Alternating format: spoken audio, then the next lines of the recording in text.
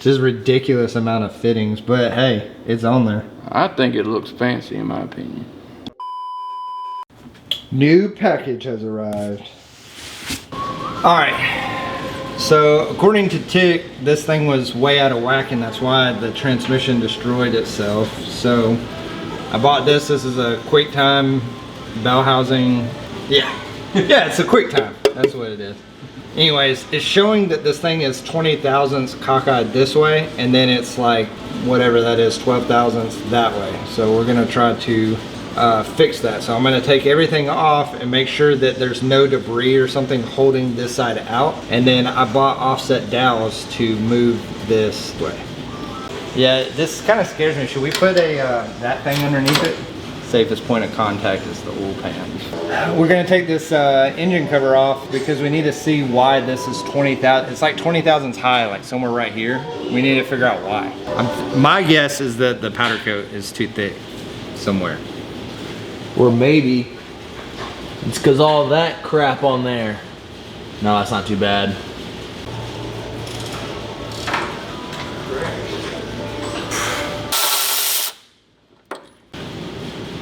And I watch people that look like they just tried to manhandle them out. Oh my god. I just snapped the head off. I don't remember having any kind of issue pulling those out last time. Did you pull these out? Yeah.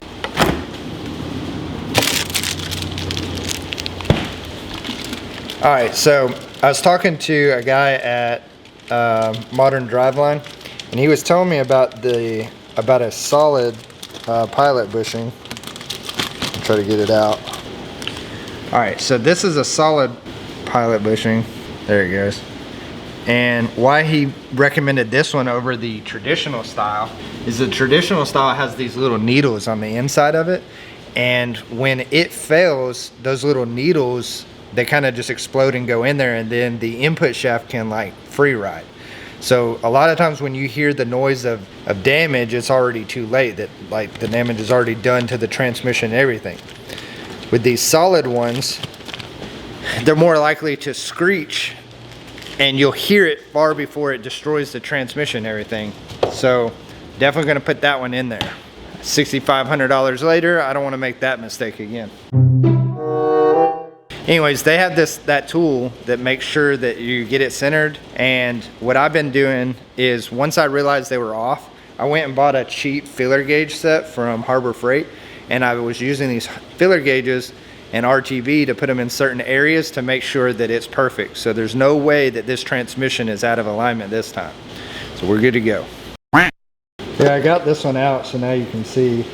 And no, it pulls the center out, and I just put it back in there so that you guys can see the difference. But this one is literally just a brass bushing, and this one is like a needle bearing. But when these fail, it's catastrophic. These, I think, will screech or something, so give you a heads up. Putting on the flywheel bolts, and I got nobody to help me. Or you got nobody to help you. Redneck ingenuity. There we go. I knew you had it in you. Where's your box cutter at? Man, that thing looks so mean. Yeah. You would think it would add like 500 horsepower. Especially for the price. You're like, what? I don't get any horsepowers?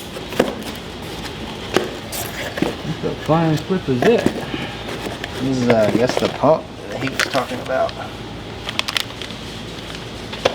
This thing alone weighs 20 pounds. And do not run it dry. Full synthetic. Good stuff. Yeah.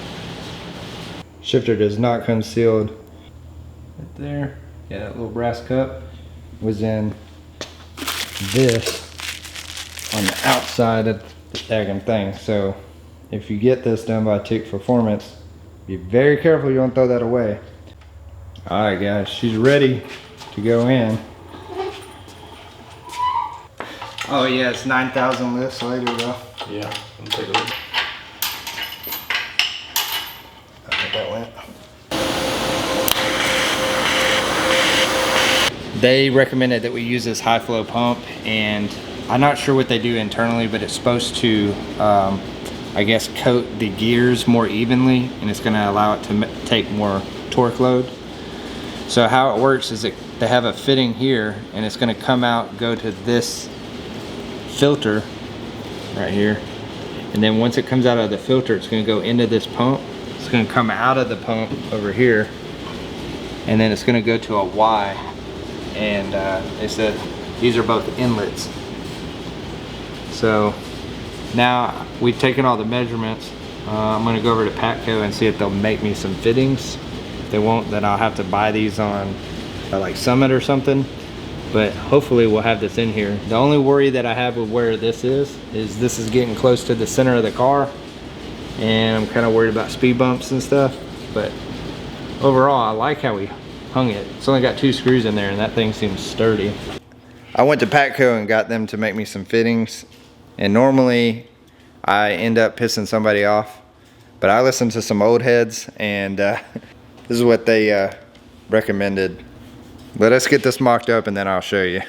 All right, here's what the old heads came up with. It literally is gonna go fitting, fitting, hose, fitting, fitting, fitting, filter, fitting, fitting, fitting, hose, fitting, fitting, fitting, fitting, fitting, fitting, fitting. Just ridiculous amount of fittings, but hey, it's on there. I think it looks fancy in my opinion. I mean, who else are you gonna be seeing this, you know, caring this much about their transmission? That's what this shows. It just shows you care. All right, so I'm wrapping up this video and I realized I didn't film this last little piece. So that pump you saw on the back of the transmission, it needs a power source and it can't run 24/7. It has to only run like when the car is coming into power. So how I got around that is I bought a pressure switch that's actually for brakes. Some model cars have like it for oil. It's literally just a vacuum fed pressure switch that once it detects pressure, it will close the connection. So I have 2 sources of power that will turn the pump on. I have one that is rigged to a switch that you can see right here. So I have one that's I actually took the power source from my cigarette lighter. I hooked it to this little on-off switch here. That's one way that I can turn the pump on. The other way is with that pressure switch I was telling you about. And the pressure switch just has constant power at all times. And it doesn't drain the battery or nothing because it doesn't turn on unless the car comes in to boost. So that's how I did it.